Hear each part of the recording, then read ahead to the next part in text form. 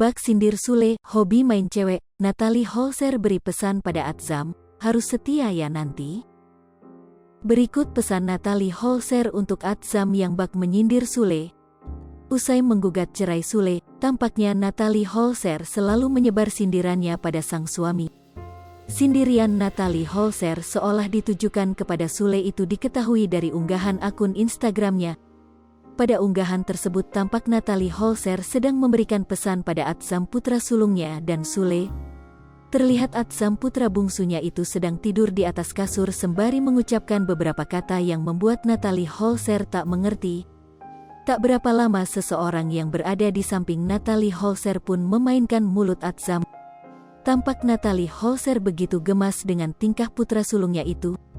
Ia pun segera membuat video momen Atzam yang lucu bermain bersama rekan di sampingnya. Saat Atzam sedang bermain, Natalie Holzer pun memberikan pesan pada sang putra agar nanti jika sudah dewasa setia pada wanita.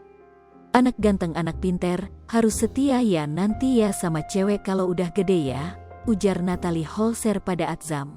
Kemudian Natalie Holzer pun mendoakan anaknya tersebut agar menjadi seseorang yang berbakti pada orang tua. Amin, jadi anak soleh, anak berbakti sama orang tua, lanjutnya.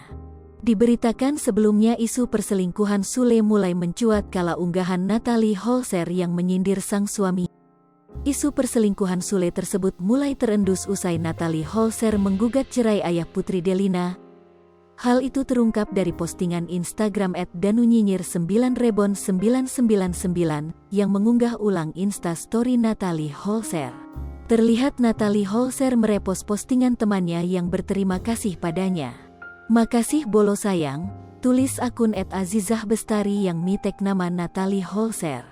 Kemudian postingan Azizah Bestari itu di-repost ulang oleh Natalie Holzer sambil menambahkan beberapa kalimat.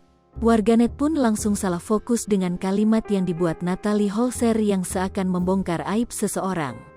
Oh ya, bilangin sama temen kamu kalau ketemu atau chat-chat cewek itu mainnya yang bersih wakakak, miss you bolo, tulis Natalie Holzer. Sontak saja postingan akun gosip itu menduga jika sindiran Natalie Holzer itu ditujukan untuk Sule. Sule selingkuh, langsung dihapus story-nya, tulis di akun gosip tersebut.